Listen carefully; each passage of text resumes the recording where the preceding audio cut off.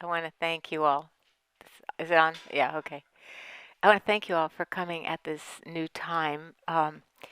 This is our experiment with how to work with our situation, and thank you for. Did you learn? How many of you learned from the newsletter that we're changing the time? Thank you for reading it. And was it announced last week? Oh, okay. Okay. Oh, that's good. Thank you, Mark. Do you notice that Mark and Juan and I were all color coordinated? That means we work for InsightLA. And Angela, Angela's pants, kind of, yeah.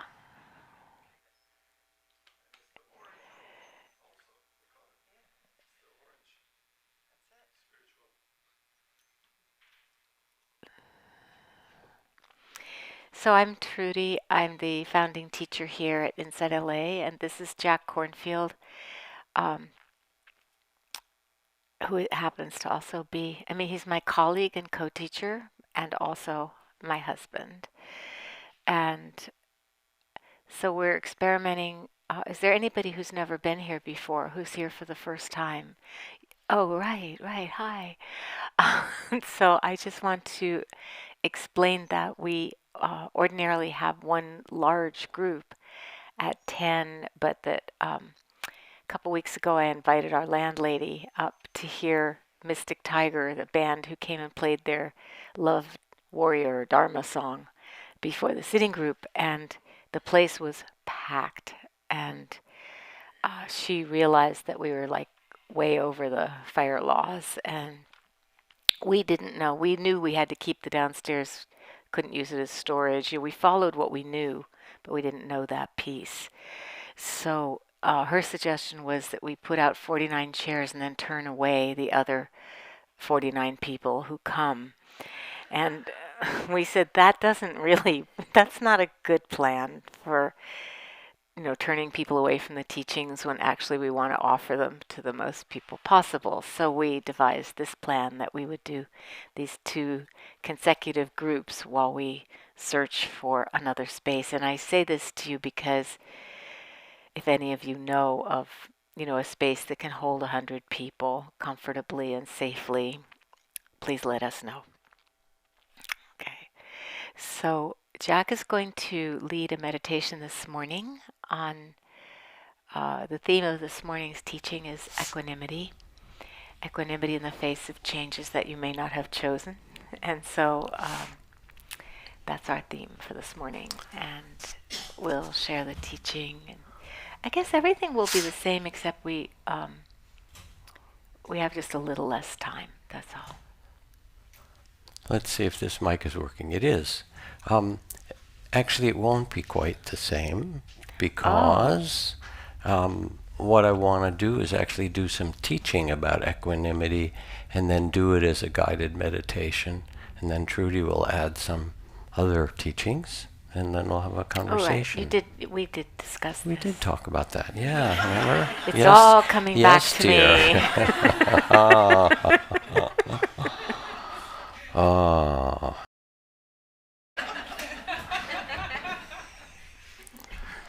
So equanimity, which really means having a balance, a perspective, a place of ease amidst all the things that change. And it means how to do that in a personal way. There's the story of a woman who was a publisher in New York, or worked at a big publishing house and a beautiful library, and brought her mother to live with her because her mother had Alzheimer's and was losing her memory. And she came home from work one day, and the mom and the caretaker were there, and half the books from her library were scattered around the floor, or all in these boxes around the apartment. And she got really upset. Her precious library, what have you done? Talking to the caregiver, this is my library. Angry, how could you? And the caregiver was very calm and said, Madam, She said, today I put books in boxes, tomorrow I take them out and put them back on the shelf. If this gives a sense of control to a woman who's lost so much, I'm happy to do this. I just love being with her, and we are having a good, peaceful time. Thank you. And that, you can hear the different responses. Oh, the world is not doing what I want. Or, yeah, it's not doing what I want. How do I manage with this? And there's some way of having a bigger perspective. I know when we go to visit Ram Dass, as Trudy and I do periodically, and hear the stories of people who come to see him. I think of a teacher who went to see him whose community was all in the middle of a lot of struggle, and they were in the middle of it, how to deal with it. And Ram Dass just looked back and smiled and said, must be attached, huh? And there was this kind of sense of relief because there's a bigger perspective. You know that famous saying from the Ojibwe Indians. Sometimes I go about pitying myself when all the while I'm being carried by great winds across the sky. That there's some bigger perspective that we can have on things in which the heart remains at peace and we don't get quite as reactive and caught up in everything. And of course, whether you read the Tao or the Ecclesiastes, to everything there's a season, and every purpose under heaven, a time to be born, and a time to die, a time to plant, and a time to reap. Or the Tao, there's a time for being ahead, and a time for being behind, a time for being in motion, and a time for being still, a time for being exhausted, a time for being vigorous. This is the nature of human incarnation. Praise and blame, you may have noticed. Pleasure and pain, alternating. Joy and sorrow. Fame and disrepute. They all change. Gain and loss. How do we navigate them? Now, it turns out that equanimity, which is one of the great invitations of both meditation and of this lineage of teachings for thousands of years of wisdom teachings, can somehow be confused by people who don't understand with what's called its near enemy, which is indifference. That if I'm peaceful, somehow I don't care about things. But indifference is actually a very different state than equanimity. Indifference is actually based on fear. I have to turn away, I can't deal with this, it's too much, it's overwhelming, or I don't care in some way. Equanimity is the ability of your heart to stay present and open and calm with praise and blame and gain and loss and birth and death and joy and sorrow and all the things that change. It's the ability actually to trust that the space of your attention, your awareness, your compassion and kindness, your own heart is big enough to hold this human life. What else would it have to hold? And to have a kind of deeper sense of trust. As Gandhi said, when I despair, and that's already a very interesting sentence for our current time, because there is this kind of cultural anxiety and in many cases cultural fears and worries. So here's Gandhi in the same state. He says, when I despair, I remember that though there have been tyrants, and dictators and cruel regimes that cause tremendous pain and suffering in all kinds of ways, that they are not the end of the story, and that in the end they always fall. Think of it, always.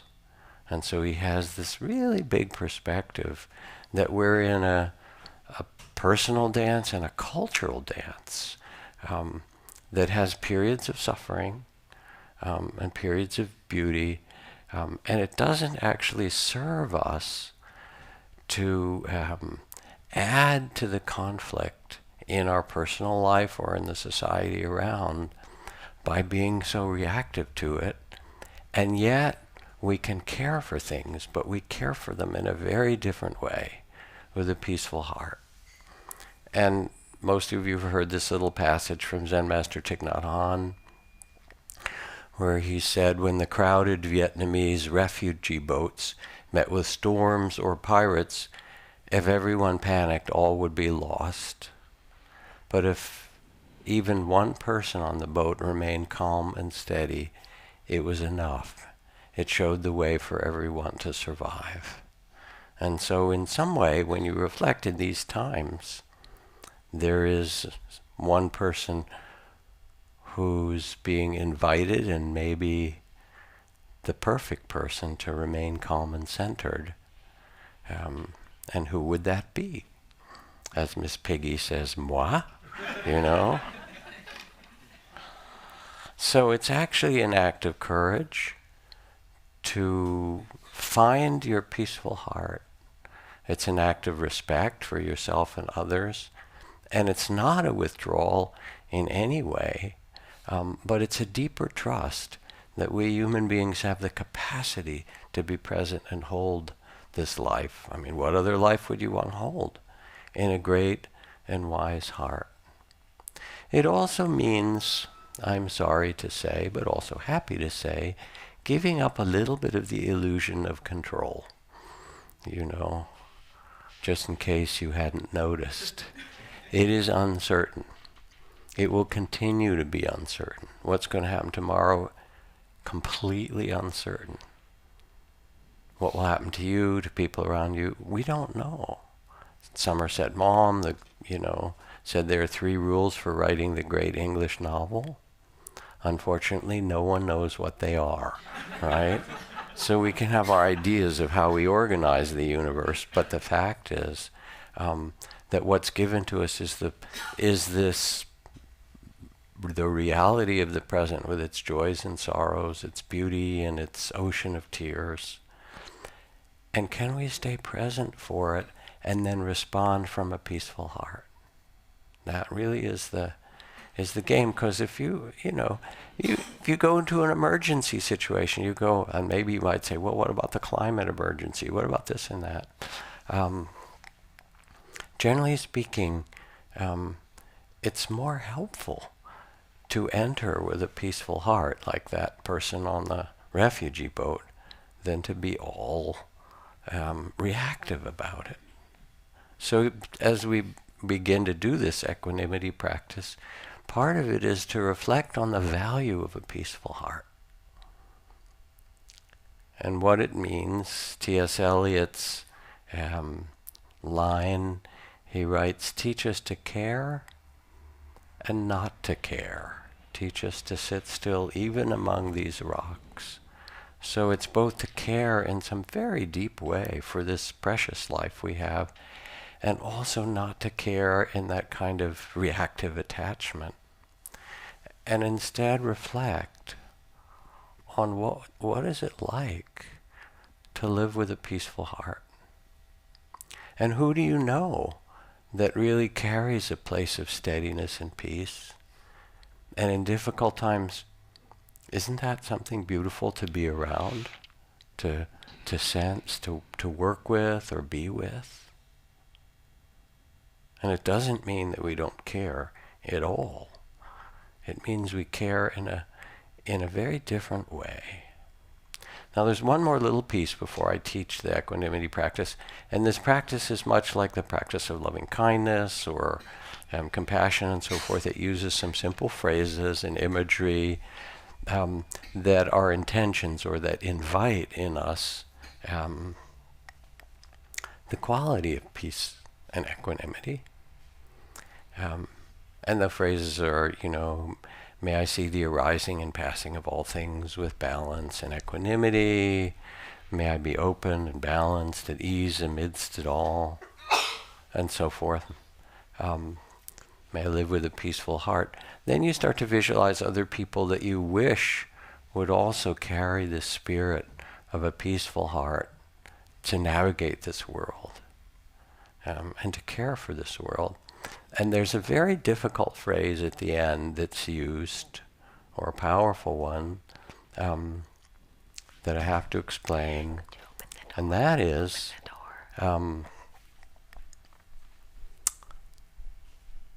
the line goes, when you're visualizing someone and wishing them peace and well-being, the last line goes, your happiness and suffering depend on your thoughts and actions and not my wishes for you. And this is a tough one to understand in some way, because equanimity is also taught as a balance for the practices of compassion and loving kindness, lest we get too attached. Oh, I love this person, I care about them, and I really want it to work out in this way, and we get attached, and then that's not particularly helpful because we try to control things that we can't, and so forth. So this phrase, wishing well, we can love you, we can care for you, we can do all we can, and in the end, and this is for people with agency, it's not for children or things like that, but in the end, your happiness and suffering, in the end, love you as I might, care for you, depend on your thoughts and actions and not my wishes for you. And I remember teaching this last little story before we practice. I was part of a group of women of color practitioners at Alice Walker's house for 10 years. It was quite wonderful, and I was somehow honored to be their teacher. And so I went in to teach this practice one day, and I was nervous because I thought it would sound uncaring to use that last phrase. We did it, and I said, so how did this land for you? And their eyes were wide, and they said, this was great. We really need this practice. I said, why is that? Tell me more. And this group, Alice, of course, Pulitzer Prize-winning poet, another woman in it was a professor at Berkeley, another woman in it ran the HIV projects for the whole city of San Francisco. They were all quite accomplished. And they said, in our community, as women of color, there's a lot of suffering from racism, from targeting, from poverty in parts of our community, and difficulty and mass incarceration, all the stuff that we know. And people look to us in our community to save them. Alice, would you write the foreword to my book? Would you introduce me to your publisher, you know? And these other people, would you help me in this way? My brother was just arrested. My daughter is in, the hospital in treatment. Can you lend me money? Can you do this? Can you save me? And they said, if we try to respond and fix all these people, we'd never be able to do the work that we have to do. The writing or the tending or the caring or the policy. And so this really made a difference for them to be able to say, I can love you and care for you, and your happiness and suffering depend on your thoughts and actions and not my wishes for you. Does this make sense to you? So that's how it functions. So let's do this as a meditation for a bit. Let yourself sit in a way that's comfortable and at ease. And for these guided meditations in general, it's helpful to have a sense of body at ease so that you become that peaceful place, a body and mind, which you're also inviting inwardly, that your body also reflects this. And when you're ready, let your eyes close gently.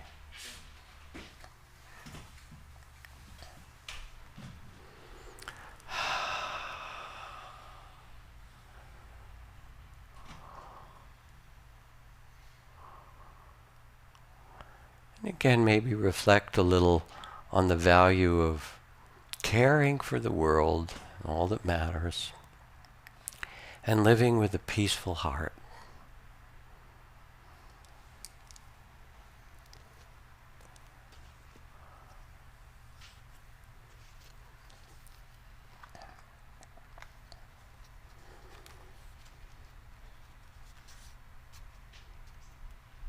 It's a gift that you bring to yourself and those around you. A mind of balance, a heart at ease in itself.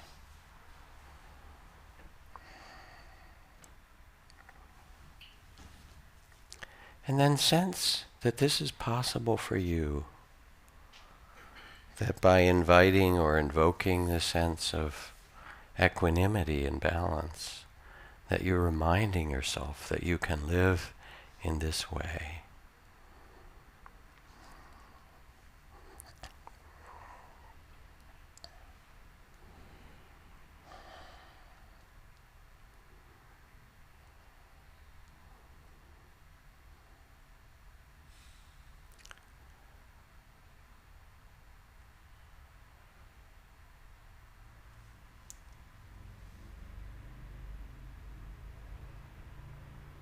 May I meet the arising and passing of all things with equanimity and balance.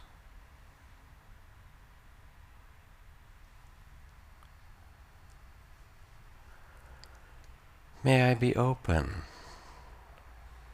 balanced, at ease amidst it all.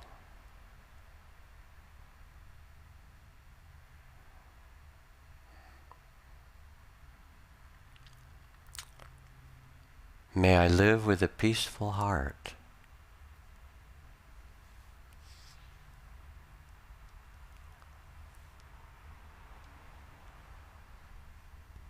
And let yourself sense what you know so deeply from the times when your heart is at peace.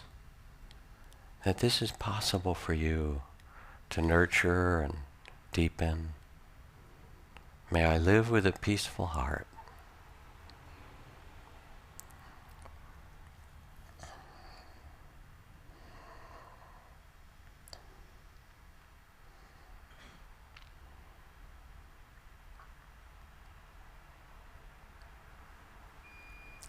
May I meet the arising and passing of all things with equanimity and balance.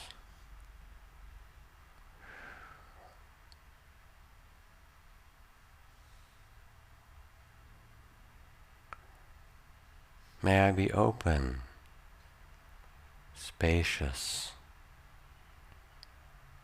balanced, at ease amidst it all.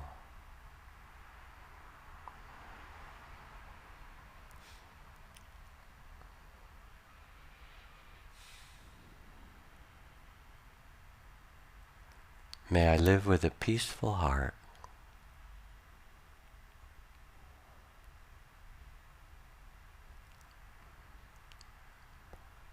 And feel the well-being of equanimity, how the cells of your body relax,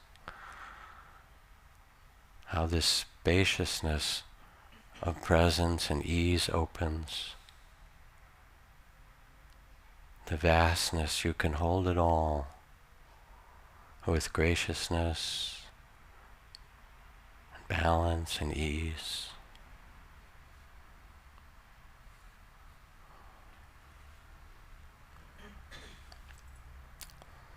May I meet the arising and passing of all things with equanimity and balance.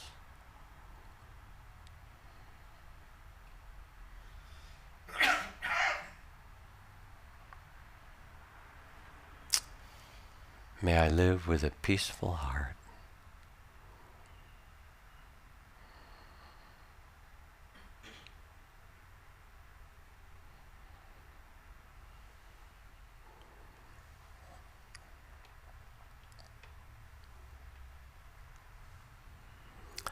And now picture someone that you care about, for whom you also want to wish a peaceful heart.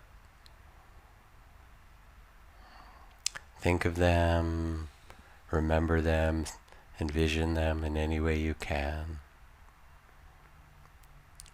And gently, with the inner whisper of these words,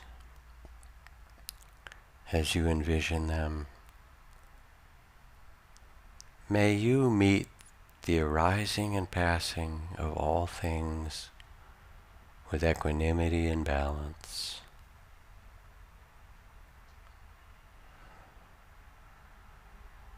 You're wishing that they too find a center and a balance amidst it all.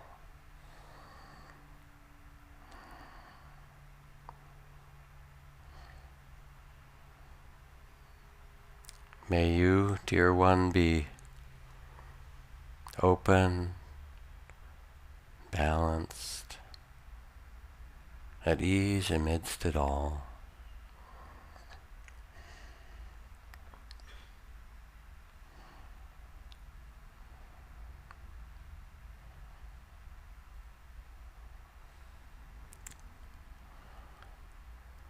And may you live with a peaceful heart, a caring and peaceful heart.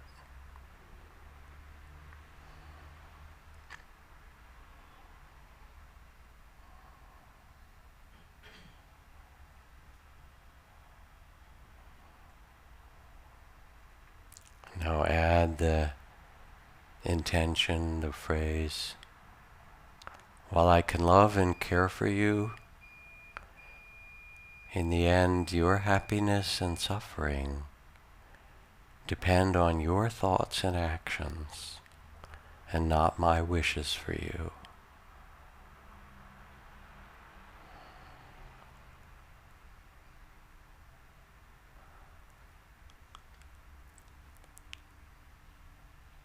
And feel the letting go that this invites. While I can love and care for you, your happiness and suffering depend on your thoughts and actions and not my wishes for you.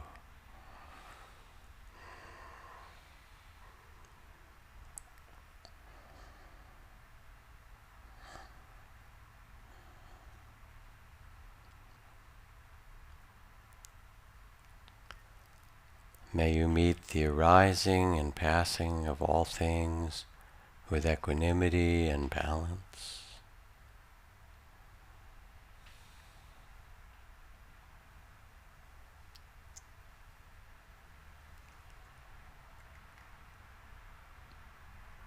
May you be open, balanced, at ease amidst it all.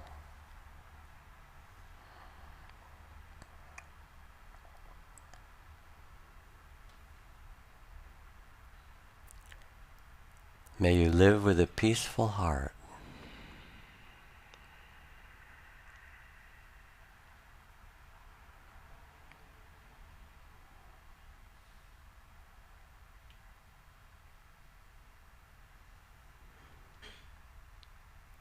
And while I can love you, care for you, your happiness and suffering depend on your thoughts and actions and not my wishes for you.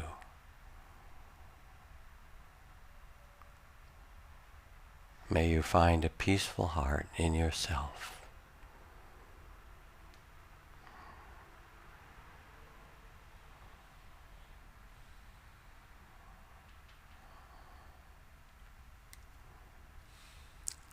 And now we'll take some time in silence as we continue to sit. And I invite you, if you wish, to picture another person or two for whom you want to wish equanimity, arising and passing of all things with balance. Similar phrases and words. And wish this for others in your heart. Or if you wish, just sit in the stillness, the peaceful center in the midst of it all.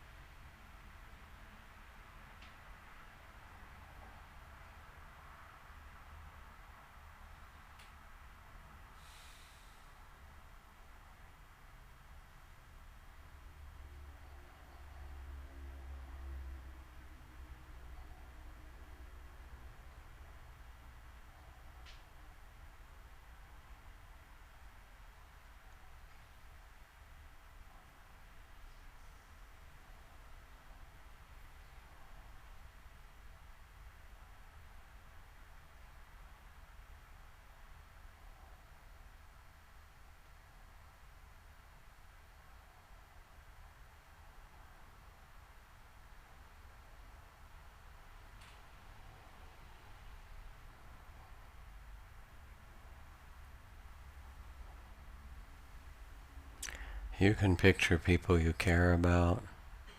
You can also envision those who live far away in all kinds of circumstances in the world, those in difficulty, those who are the leaders. May you meet the arising and passing of all things with equanimity and balance.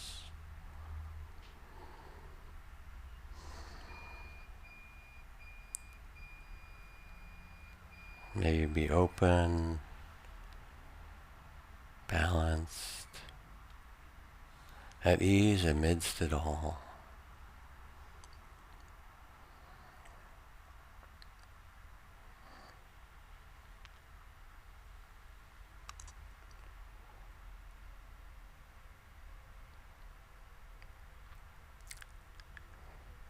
May you live with a peaceful heart.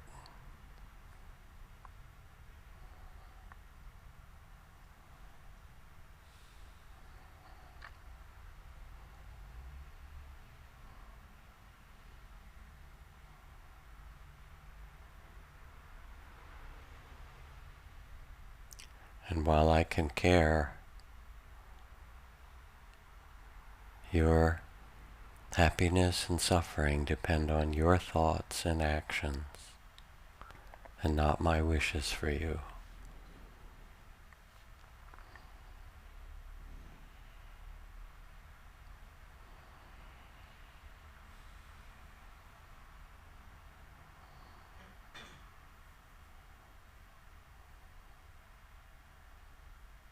May you live with a peaceful heart.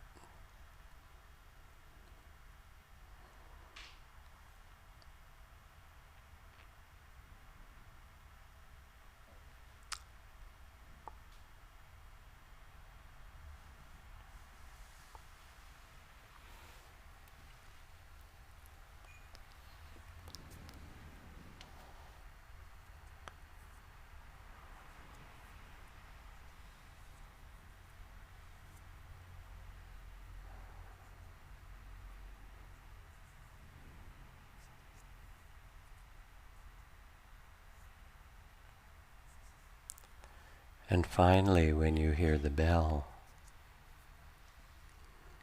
staying with the spirit of equanimity,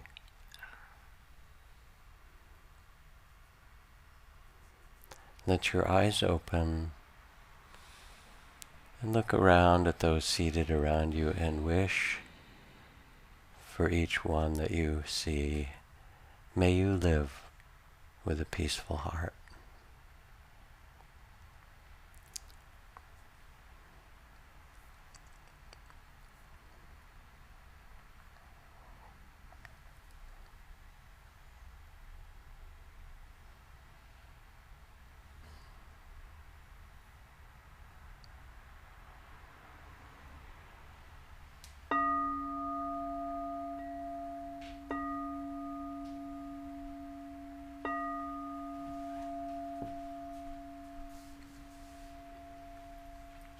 Yeah, look around a little and wish this for people near you.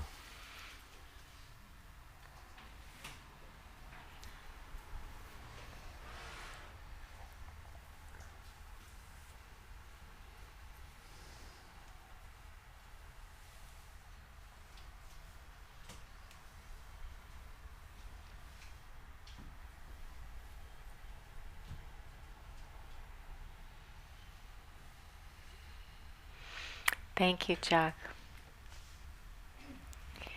So I actually would like to go around and say names.